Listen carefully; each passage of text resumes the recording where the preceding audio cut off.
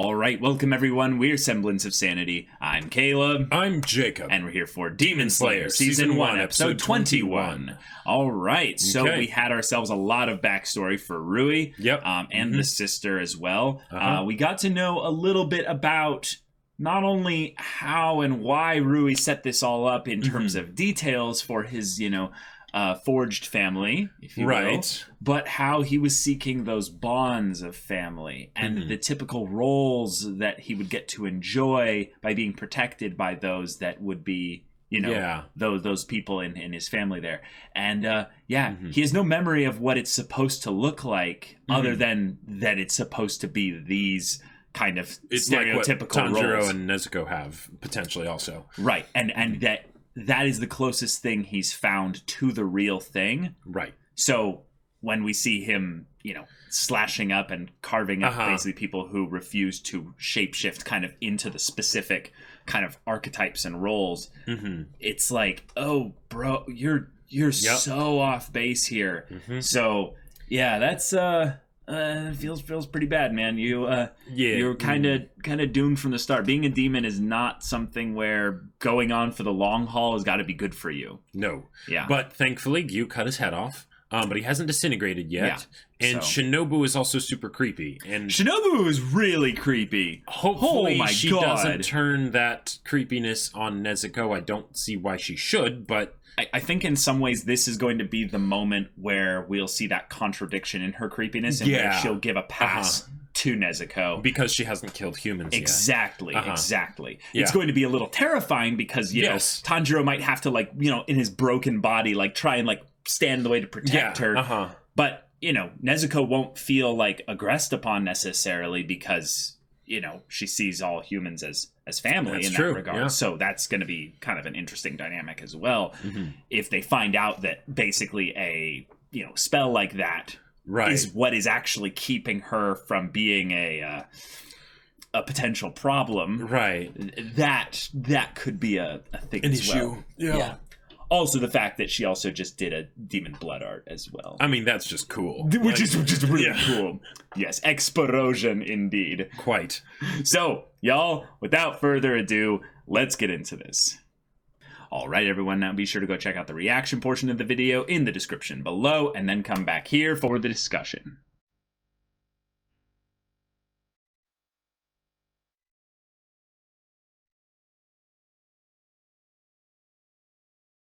Okay. All right, we got ourselves a really emotional episode with the conclusion to Rui's story and giving us not only a really heart-wrenching bit of backstory regarding when he was a human, but also the resolution of it and the actual turning and the fact that his parents tried to kill him and then they, of course, were hating themselves because they felt like they needed to do this, and then him not only seeing what the bond was like then, but kind of starting to remember it because of seeing the bond there, and then having a moment in death where he gets to be with them again and just cry in their arms, and it's beautiful because you're not going to have the kind of show structure with this where you can give that much time to each individual demon. It makes sense. You can't go and set up this backstory beforehand in a crazy way. You kind of need to do it at the points where you're thinking about the fact that, hey, we just killed another person. Right. They're a demon, but they're still a person. Because, and in a lot of ways,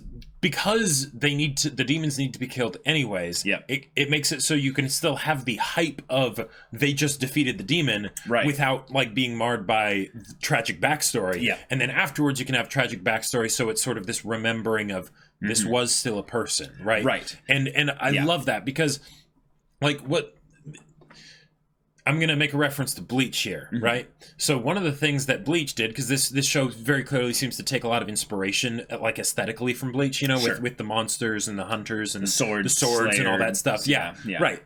And one of the things that they tried to take an angle of is that it was helping the evil spirits pass on, right? And sort of cleansing them so that they could actually go and live in the afterlife or whatever, right? For sure. But the thing is that it was just a concept. It was just a concept, and it wasn't even really held to really executed on really that well. But here, I feel like this is that idea, right? It's so that it's way better. But way better, right? Because then you don't have to worry about the issue of the berserk kind of like just overly dark, you're fighting monsters, but the monsters don't mean anything, right? Because that's a way that you can get out of the trouble of the morality of killing people, right? But then it's like, oh no, but if they were people, then that can get brought back in some really cool ways. Like Tanjiro saying that he was a human. Right. Past tense. Guys, that's Yeah. really big. Yep. When you have your MC being extremely confident and competent, Yep. there are moments where they're not able to regret the moral ambiguity of their violent actions. And then in this one, it's like, no. Tanjiro is very aware of not the moral ambiguity, but the moral depravity in some ways of his violent actions. Right. The fact that he sees them all as human, and not only does he have to do it in a very Full Metal Alchemist kind of way because of his sister, but it's because he's a good person. Yeah. He's holding on to that part of his humanity despite having now killed how many demons? Right. And the How thing many? is that I'm already starting to lose count. Oh yeah. And I think in some ways Tanjiro might be too. Like or he might be afraid that he will, you know. That is a good point, actually. He hasn't been instrumental in killing every single one, literally. Some of them that's the true. sun kills or Gyu kills, you know. But so. there are others where he does kill them, right? And he said, and one of the things that I really appreciated here is that he said, I will not hesitate to bear my sword against demons, right? To avenge the deaths. Right, to avenge the deaths of those that have been killed, right? But they were once people too. It's this wonderful contradiction because oftentimes if you bring up that kind of debate, that debacle, that conundrum, there's a lot of hypocrisy in it. There can be a lot of hypocrisy in it, and it's not that is necessarily bad because that's what makes us human, the ability to have those contradictions, right? It's not always clear cut. Compromise in general. Right. But it's the acknowledgement of that, right? Because a lot of times I feel like the angle that a lot of people would take if they were faced with something like that is they wouldn't be able to act. They wouldn't be able to decide. Their decision would be to not make a decision, right? So whereas in Tanjiro's case he does. But he does, you're going to carry that weight, right? Right. And I feel like this, the more and more we get into this, specifically I'm glad they brought it up with Tanjiro because I felt like they were only trying to show things from Shinobu's side of things. And that is why Shinobu's philosophy is in some ways so important for the story. In that, from a utilitarian kind of perspective here, she is actually making the world a safer place by doing this. It is a very disturbing angle in that she is not kind of in any kind of quandary regarding this. Right. Because she's a human being. So there's got to be at some point a time where she did have some level of qualms about this. Maybe. Or at least didn't torture them. Yeah, exactly. But given that we see that there's this wholly consistent philosophy within her where she's like, no, if I kill this person, that means there's one less murderer out there, which means that it's the Batman kind of thing there, where instead of actually killing them in the the Batman way, because Batman doesn't kill. You're getting people out of the way who are going to make things worse for other people. Right. But if what there's kind no of emotion, a person do you turn into? Right. What kind of a person do you turn into? Exactly. So I think that Shinobu is there as a warning to us, the audience. What can happen when someone does this job for maybe a bit too long? Yeah. They start to lose aspects of them that makes them human. Empathy, sympathy. I would say sympathy and empathy are two very different things in this context here, but I did like the way that Gyu didn't even go to empathy. He's like, just there's no sympathy that you need to have for, a demon monster that killed, tons of people or what have you. But no, I think Tanjiro was actually expressing a little bit of empathy. Like it was something beyond just sympathy. Not a thing of like, I'm sorry for your pain and your loss, but I'm feeling this. I'm feeling this with you. Because he smelled the fear and the pain and the suffering. And then he went and embraced the body and was like, oh. Yeah. Because just feeling sympathy is great. That's nice. But in some ways, empathy almost compels you to take a little bit of action. Sure. So there's something that I think that would be cool that they can bring up there when we get to meet the other Hashiras and we see how their different philosophy regarding the fact that they probably all slayed way more demons than Tanjiro has. And one of the things that I thought was an interesting sort of clarification, it seemed, on Shinobu's principle, is that she will kill all demons. Right. But if she knows that they've actively killed people, then she will torture them as well until they seem to have paid for it. Right. So it's more of it's not just retribution, it's also preemptive, right? The idea that from her perspective, it's like, yeah, great.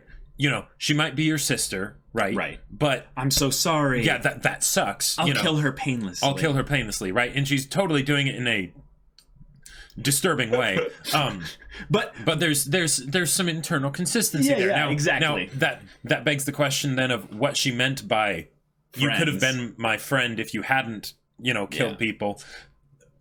But I guess she also has personal preferences as well. Right. And I think that might be something, I'm not going to go too in depth into this, but I think that might even be something that they had to do with the idea of, in the Taisho secret bit, that she doesn't like furry creatures or cats and dogs and stuff. And I'm like, okay, cool. That's a secret that I think fits in lines with her abilities being one that has an insect kind of nature to it. Oh, uh-huh. So she's more in line with the bugs and the little crawlies, out there.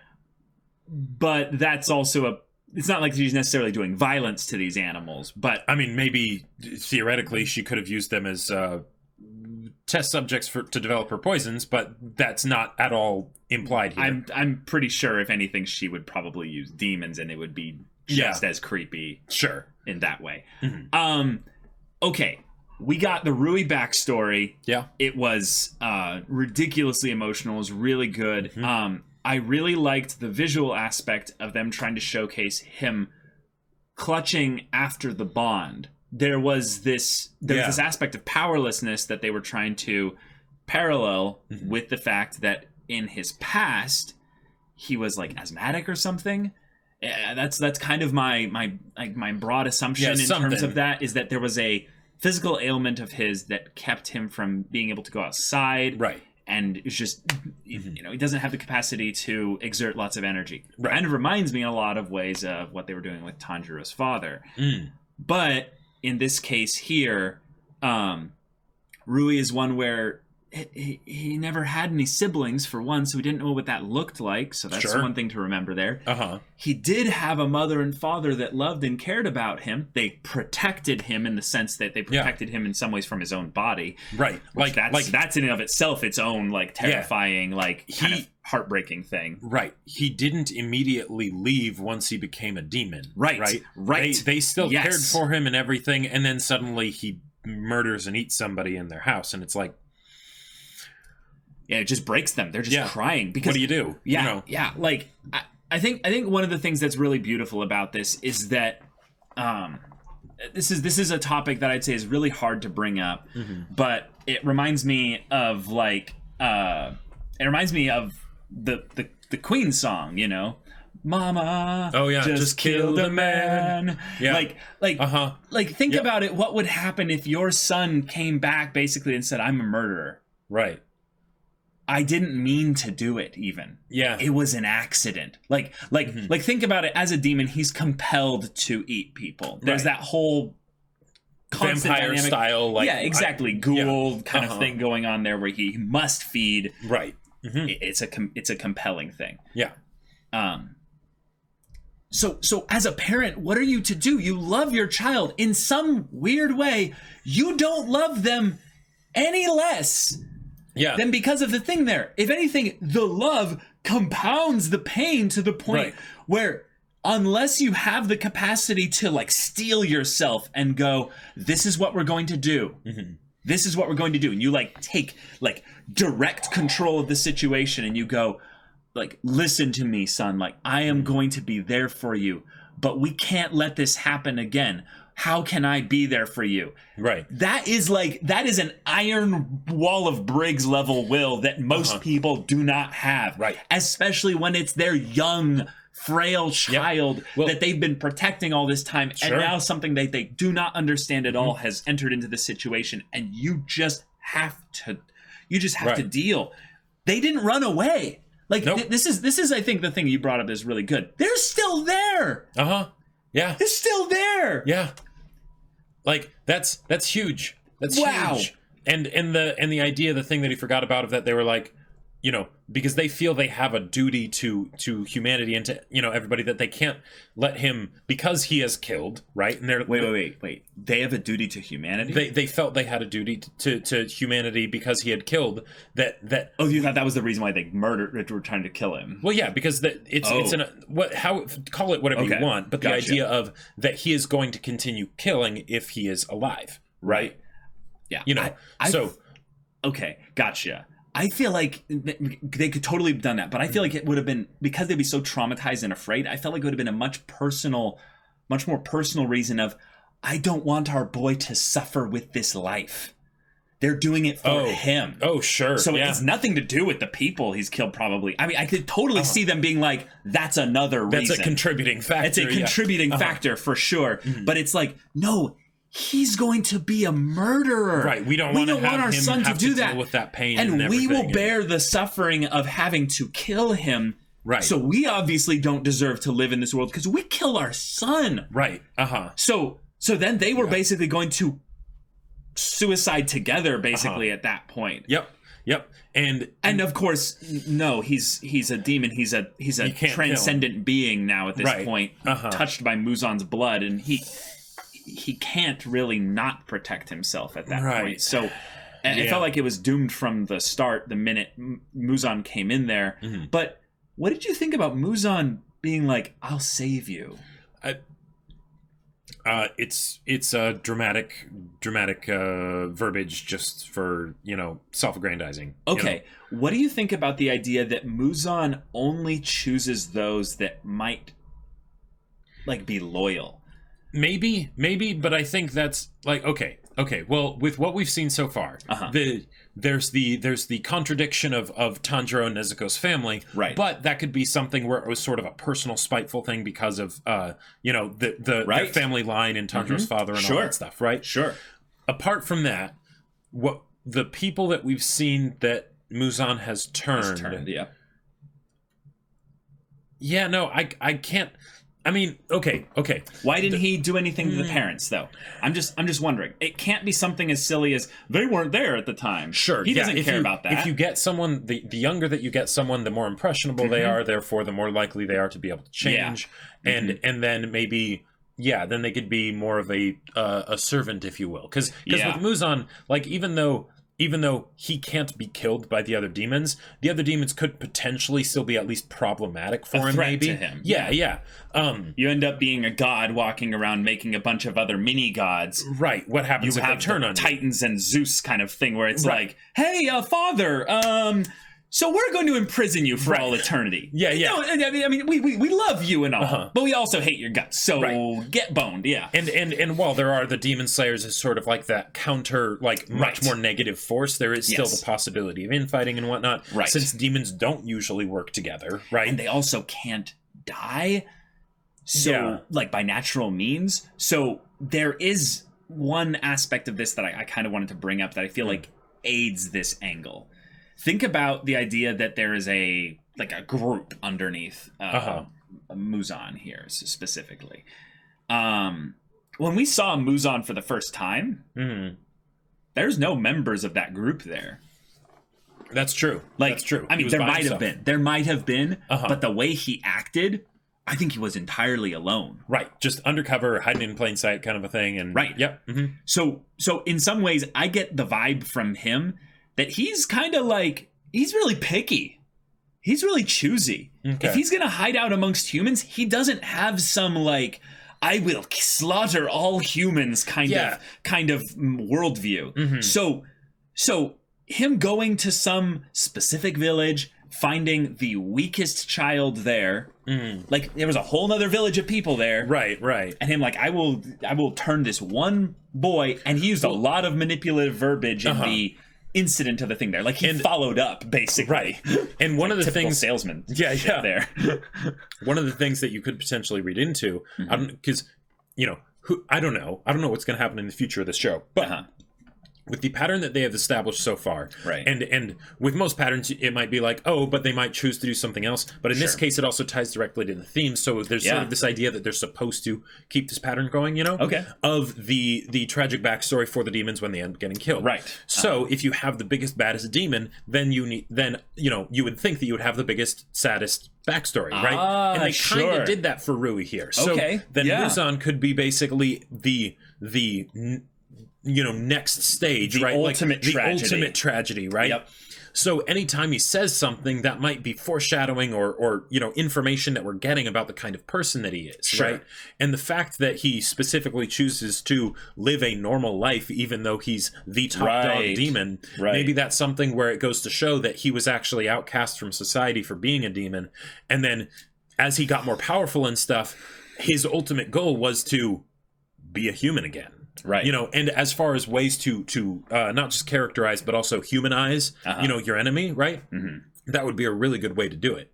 Yeah. And then if anything, the aspect that this is a shonen, so you need kind of the evil organization versus the good organization. So you have some power scaling and some specific moments of build up before you get to necessarily like the ultimate big bad evil guy. With having the 12 Kizuki, and now in this case, we're starting to get introduced to the Hashiras, right? Which, okay, cool. We literally have potentially the two squads that can constantly have good fights with each other and lead to some good conflict there. But Muzan, I felt like he showed in some ways a little bit more of his true colors here than he has, except for that moment where he bumped into Tanjiro with his not family. Right. Because this was an episode framed around the ideas of bonds and family as well. We saw him create a very real bond on two levels. The physical level by inserting his blood into this child here, but also by creating, I would say, that little bit of maybe a debt that Rui has to Muzan. And and we know in a lot of ways that Muzan also helped Rui make sure that these demons would be able to fulfill the function and role of a twisted family by giving him that aspect of his power so that he could allow them to do these things. Right. And that in of itself speaks a little bit to the creepy factor with regards to Muzan and the potentially like pseudo-human factor as well. Because ideally, in the same way that Tanjiro made his comment of I was once a human, right? The demons were once demons, right? The idea that they were once human, but then can the circle go full, right? Go full back around, and then they can maybe see, because in an ideal situation, it won't necessarily go like this for the sake of having action and things like that.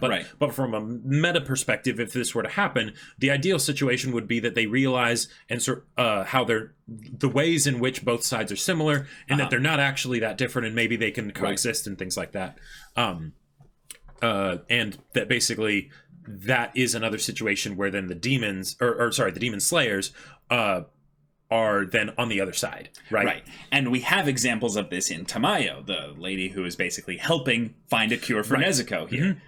Her little hidden away kind of dynamic here is something where it's like, oh, she is actually an enemy of the demons. Like Muzan wants to find her. Yeah. She is like the traitor. She is the one that basically like broke like the code of demons by actually like working against them.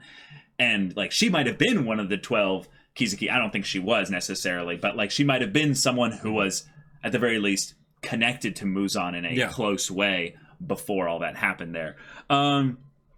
Okay, so that's all some good speculation there. We have the Hashiras getting introduced here. Which, awesome, by the way. Yeah, great designs. They all look very unique, very very colorful. Yeah. I love the dynamic, though, where Gyu and Shinobu weren't just, joking around here with the idea of, hey, that's why no one likes you, Gyu. And he's just like, ugh, that hurts me. Which, like, if Shinobu's the one saying that, it's either ironic or ouch, Yeah, like she's cutting deep because if they like her more than you, right. That's wow. Right, yeah. In some ways, I can already see why Shinobu is liked more than Gyu. I can absolutely see why. So I'm going to get into this crack theory I have. The Hashira are their own weird form of family. Sure. Now, okay. Here's the thing that I feel like Rui's themes of the story is perfectly setting up the next kind of stage of the story. The Hashiras are the awkward not family for the Demon Slayers in the same way that Rui kind of forced an awkward not family to happen. The Hashiras happens by the convenience of them being the strongest Demon Slayers. Right. Now, what do they all have in common? They're strong, sure, but I think it's that they've all killed tons of demons. Okay. When you've killed tons of demons, there was a point where you had to reconcile the fact that you killed tons of demons. Uh-huh. Shinobu might be the most actually well-adjusted in that she's the most okay with it. So she makes other people in a weird way feel the most okay because with them doing that. Right, because you're my friends. It's okay. Well, you needed to do that. And also I'm not as bad off as Shinobu. Right, you know? right. Like, there is probably that as well. Like, there's definitely going to be some aspect of that as well. Because I could see it very much being a thing where Tanjiro finds a kindred spirit in the Hashiras. Like, one of them. Uh-huh. Where it's like, buddy, I get it. Well, the guy with the fire hair that was at the center, he looked kind of like the leader kind of type. Like, let's actually go to the shot and look at them again here. Because I really liked the designs of one of the ones that was not the fire guy as well. I need to bring it back up here. The guy with the prayer beads or the ninja guy? So the prayer beads guy here. Or wait, was Gyu not there? Yeah, I knew it. Gyu's not here. Oh, wow. I thought for sure, like... Yeah, it's not even that he's the one waking him up. I'm getting the vibe that he's getting reprimanded right now by someone in the mansion. Okay. But okay, we've got Mr. Thick Fire Hair Eyebrows guy here. Right.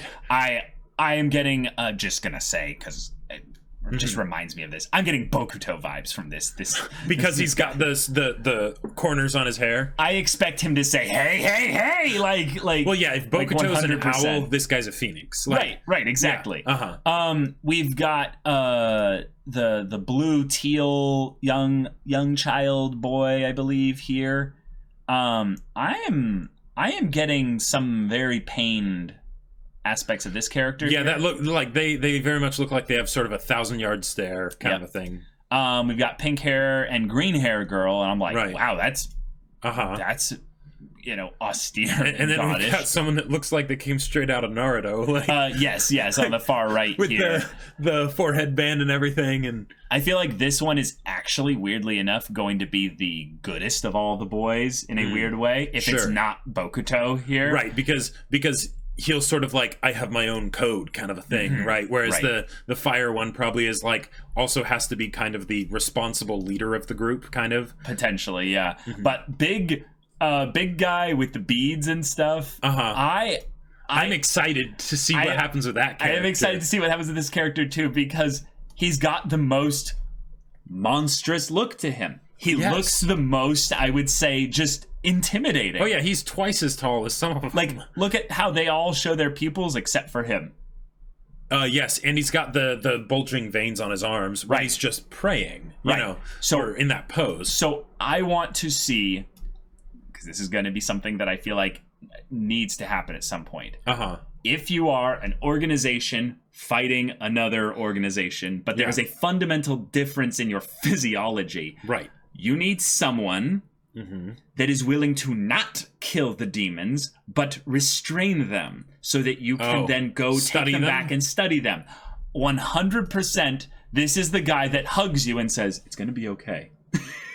But also to the demons, hugging you, please don't resist. Yeah. I'm not going to hurt you. Like someone else will, but I'm not going to hurt you. Like, when I look at this guy, there was the part of me that's like, maybe he's the person that will defend them, but at the same time, he seems like the kind of person that is kind of so zen that he'd be like, I won't make any action. It is unfortunate, but this must happen, kind of a thing, you know. Right. And then we have Shinobu here, and she's almost like enshadowed by the big guy's just frame there. But yes, design-wise, they all are really cool. Yep. They all have their very, specific kind of color-coordinated kind of set here, so we're not going to get them really confused with each other, which is really good because I am seeing a little bit of crossover design-wise from some characters we've been introduced to already with some of the smaller characters here. But the design of the hair of this phoenix-looking Bokuto bastard here, I hope that on some level he's not purely wholesome, like Bokuto style of like dumb idiot, hey, but like I could see him being like big, dumb, lovable, like loud and just like no, what she's like, you all must be executed and whatnot. But I did a fire thing. Oh, really? Oh, okay. Oh, well, let's think about this for a second. Right. Which one do you feel like you're going to be the most like actually terrified of? If like it's not Shinobu? I don't know. Shinobu is just generally creepy, but there's something about the ice cream look of pink and green girl's hair that just like I don't know. I don't know. I feel like I'm not like she feels like she could potentially fit the archetype of sort of like the moe blob kind of, but at the same time, like there's enough of an like slightly off aspect to her design that I could see her being pretty scary. I'm just gonna go straight up for it. The one that had the pained look of the 1,000-yard stare, the little one here in front, I'm almost certain that character is going to either be like the one that eventually when we see them fight, you're like, oh, you're all kinds of messed up. You make Shinobu look kind of normal. That's like, because my thought about the Demon Slayers is that you've got to go for a whole bunch of archetypes, but specifically you have to go for different ways in which they handle demons. Right. Because they all end up killing them. But it's the idea of what is their flavor of handling that. Yeah, and the guy on the far right with the, Naruto kind of look I said, but he seems like he's the embodiment of the serious professional, right? Like, so I also expect that he would be the good boy on the social side of things. Quick, clean, methodical, and thorough, and but this person, I don't know, this, right, like he cooks or something. Like he does something where everyone's like, oh yes, he actually makes some of the best, like some kind of rolls or something like that. He's just like, he's just like, would you like to try one? And he even like gives one to Nezuko or something, and it's like, oh my god. And then it's like, he actually has the highest kill count out of all of us. Oh, something like that. Okay, well, y'all, we've got ourselves a good kind of set of new characters and names to look forward to in the next episode. So thank you so much for watching this episode's reaction and discussion. If you want to see the next episode's reaction and discussion right now, though, go check out the link in the description below for our Patreon. You can get on early access there. You can watch full-length timer reactions there. And all this comes with Discord access. So you can chat with us and the community there about this show, about anime in general, and you can talk with Jake about the sci-fi novel that he wrote. Yep. Wrote a sci-fi novel. It's called Battle Lines. It's super duper awesome, and it's on Amazon. Link in the description down below. Go check it out. Yeah, so if any of that interests you, we'll see it there. But until then, we're Semblance of Sanity. I'm Caleb. I'm Jacob. And we'll see you all next time.